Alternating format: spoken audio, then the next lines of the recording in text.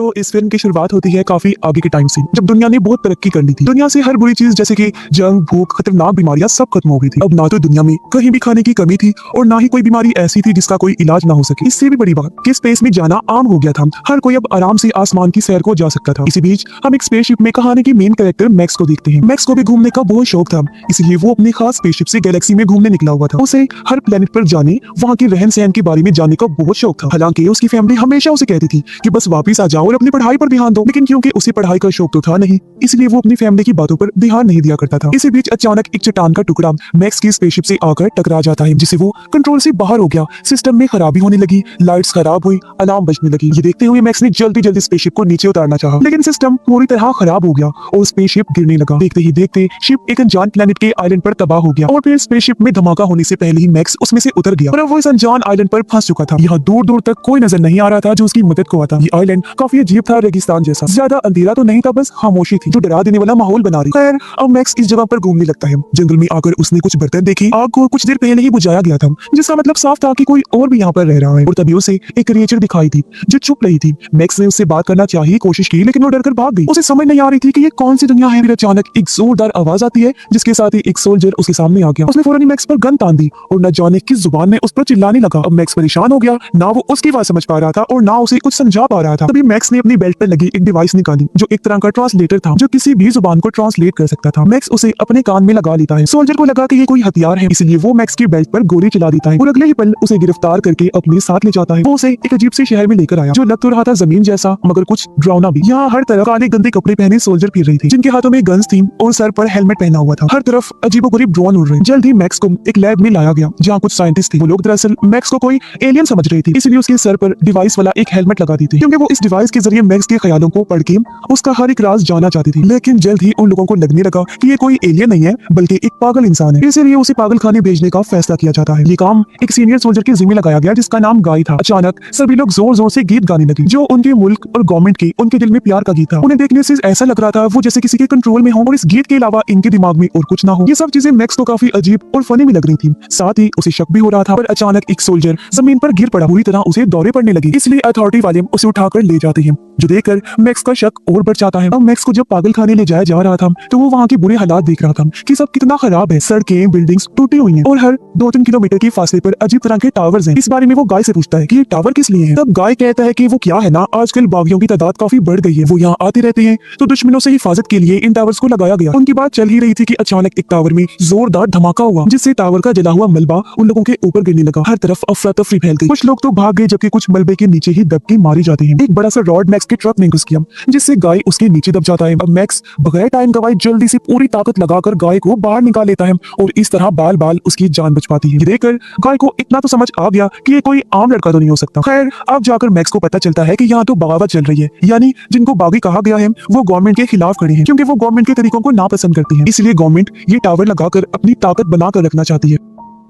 ये लोग पैदल ही आगे बढ़ जाती हैं। मेन शहर में आने के बाद एक ताकतवर आदमी दिखाया जाता है, जो रिसर्च डिपार्टमेंट का हेड होता है। वो अपने एजेंट को हुक्म देता है कि वो मैक्स को मेरे पास लेकर आए, जबकि उससे पहले मैक्स को इस बार एक बड़े से टैंक में बंद करके रखा जाता है, क्योंकि साइंटिस्ट उसके दिमाग को और अंदर से परखना चाहते थे। लेकिन तभी यहाँ डिपार्टमेंट हेड का एजेंट आकर बगैर किसी की इजाजत के मैक्स को वहाँ से ले जाता है। इसी बीच हम एक वकील को देखते हैं, जिसने भी काफी देर से मैक्स पर नजर रखी हुई थी, लेकिन जब उसने टाइम देखा वो काफी घबरा गया। जल्दी से बाथरूम में जाकर वो लॉक हो जाता है, पर अचानक उसे भी वही दौरा पड़ने लगता है। उधर एजेंट जब मैक्स को ले जा रहा था, तो बार बार घड़ी को देखकर उसकी भी पसीने छूट रही थी। अचानक उसे भी दौरा पड़ गया और ये देखकर कुछ लोग एजेंट को बंदी बनाकर अपने साथ ले जाते हैं और आसपास के लोग एक बार फिर गीत गाने लगते हैं। अब लोग मैक्स को देखकर उसे बागे कहने लगे, क्योंकि वो उनकी तरह गीत जो नहीं गा रहा था। वो उस पर चिल्लाने लगी। तब इस भगदड़ का फायदा उठाकर मैक्स वहाँ से भाग जाता है। अब पता चलता है कि फादर्स नामी एक ग्रुप है, जिसमें वो सारे फादर्स यहाँ पर राज करते हैं, जिनमें रिसर्च डिपार्टमेंट का हेड और उसका एजेंट भी शामिल थे। अब इनके कुछ रूल्स थे, जो भी फादर छोटी सी भी गलती अगर करता तो बाकी फादर्स उसे मार दिया करती थी। अब मैक्स एक बार में गया, जहाँ की वेट्रेस उसे काफी अच्छी लगी। दोनों की कुछ देर तक बातें हुई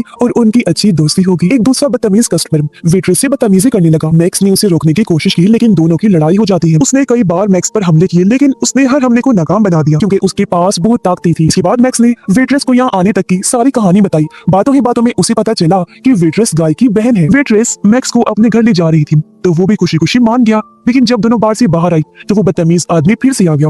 इस बार वो अपने गुंडे भी साथ लेकर आया था मैक्स से बदला लेने के लिए। अब मैक्स भी जानता था कि इनसे कैसे निपटना है, जैसे ही उन लोगों ने तलवार से हमला किया, मैक्स बड़े ही आराम से बच गया और अब वो लोग मैक्स पर झपट पड़े, लेकिन उस पर तो कोई असर ही नहीं हो रहा था। वो सबको मारकर गिरा देता है। इसी के साथ गैंग की बाकी लोग भी आ गए, जिनके पास बड़े बड़े हथियार थे। एक ने मैक्स की टांग में रस्सी डाली, जबकि दूसरे ने हथियार से हमला कर दिया, मगर उसने उनके ही हथियारों को उनके खिलाफ इस्तेमाल करके सबको ढेर कर दिया। अब सिर्फ वो बदतमीज आदमी बचा था।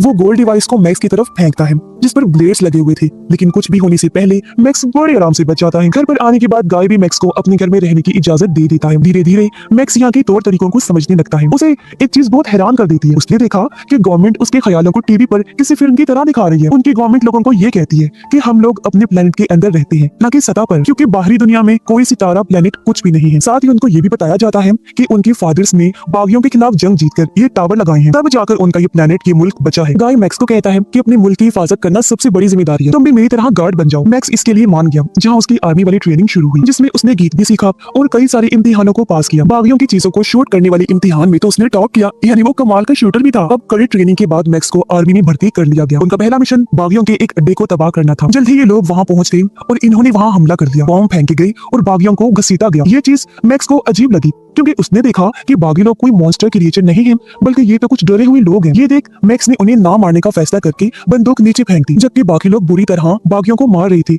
जानवरों की तरह घसीट कर उन्हें ले जाया जा रहा था। और ये चीज जाहिर है मैक्स को भी बहुत अजीब लगी और बुरा भी लगा। अब बागियों को सजा के लिए कोर्ट लाया गया, फिर उनको सामने खड़ा करके उन पर तेज रोशनी फेंकी, इतनी तेज कि उनकी आंखों में तकलीफ होने लगी। बहुत सारे बागी चिल्लाए कि प्लीज हमें छोड़ दो, हमने तो कुछ भी नहीं किया, जबकि बहुत सारे लोग फादर्स को बुरा भला कह रहे थे। और अब जो लोग रो रहे थे उन्हें मजदूर बनाकर भेज दिया गया, जबकि शोर मचाने वालों को मार डाला गया। अब एक बागी जिसकी बाजू मशीन की थी उसे लाया गया। फादर्स ने उसे गैस से भरे सूट में बांध दिया, जिससे धीरे धीरे उसका जिस्म जलने लगा और तड़पते हुए उस बेचारे की मौत हो गई। ये देख मैक्स को काफी बुरा लगा। उसे गुस्सा भी आ रहा था, लेकिन गुस्सा दबाते हुए चुपचाप वो वहाँ खड़ा रहता है। घर आने के बाद मैक्स ने गाय को कहा कि ये बहुत गलत हो रहा है। गाय ने उसे कहा कि ये ठीक है और हम यही तरीका अपनाते हैं, क्योंकि हर कोई अब मैक्स को जानता था, इसलिए एजेंट उसे पकड़ने के लिए आ गया। पर उससे पहले फादर्स का हेड मैक्स की वफादारी का टेस्ट लेना चाहता था, इसलिए वो मैक्स को जंगल में ले गया और उसके सामने दो बागियों को खड़ा करके कहा कि इन्हें उड़ा दो। मैक्स कहता है कि मैं इन्हें सबके सामने नहीं, अकेले में मारूंगा। पर कुछ दूर ले जाकर वो उन दोनों को छोड़ देता है। वापिस आकर उसने फादर्स के हेड को कहा कि मैं आर्मी छोड़ना चाहता हूँ। ये सुन हेड गुस्से से आप बगूला हो गया। उसने मैक्स पर गन तान दी। हालांकि गाय ने उसे रोका, लेकिन उसने बहुत सारी गोलियां मैक्स पर चला दी, जिससे वो काफी जख्मी हो जाता है। अब हेड जबरदस्ती गाय को अपने साथ ले गया, जबकि मैक्स की लाश को वहीं छोड़ देता है। उधर सभी फादर्स प्लान बना रहे थे कि किस तरह वो सभी बागियों को एक साथ ही खत्म कर दें। दूसरी तरफ बागी जंगल में मैक्स की लाश को ढूंढ रही थी। लाश उनको मिल तो गई, लेकिन जब उसे हिलता हुआ देखा तो सभी काफी चौंक जाते हैं, क्योंकि जी हाँ, मैक्स अभी भी जिंदा था और उसके सारे जख्म बहुत जल्दी भर गई थी। अब सारे बागी मैक्स को सच्चाई बताने लगे। कहते हैं कि ये टावर प्लेनेट की हिफाजत के लिए नहीं लगाए गए हैं, बल्कि इन टावर्स में से ऐसे सिग्नल्स निकलते हैं जो इंसानों के दिमाग के साथ छेड़छाड़ करते हैं। इसीलिए तो अचानक दिन में 2 बार लोगों को कुछ होने लगता है और वो अपने प्लेनेट के मुल्क के प्यार में गीत गाने लगते हैं। मगर कुछ लोग ऐसे भी हैं जिन पर इन सिग्नल्स का असर नहीं होता, बल्कि उनको तो दौरे पड़ने लगते हैं, जैसा कि हम पहले भी देख चुके हैं। ऐसे लोगों को गवर्नमेंट बागी का नाम दे देती है ताकि उन्हें मार दिया जाए। ये सुनकर मैक्स समझ गया कि ये सिस्टम तो बहुत बुरा है। तभी एक बार फिर टावर में से सिग्नल आने लगी। बाकी लोग मुंह में लकड़ी रखी बैठ गई ताकि दौरे के दौरान उनकी जुबान दांतों में ना आ जाए। उधर वकील भी यही कर रहा था, और क्योंकि सिग्नल्स का असर मैक्स पर तो होता नहीं, इसलिए वो बाकियों की मदद करने लगा। जल्दी वो बागियों के साथ मिल गया और उन्होंने फैसला किया कि वो टावर को उड़ा देंगे। इसलिए वो चुपके से टावर की एक एरिया में घुस गई। बागियों ने जैसे गोलीबारी की तो सभी सोल्जर्स अलर्ट हो गई। मैक्स तो बड़े आराम से आगे बढ़ रहा था।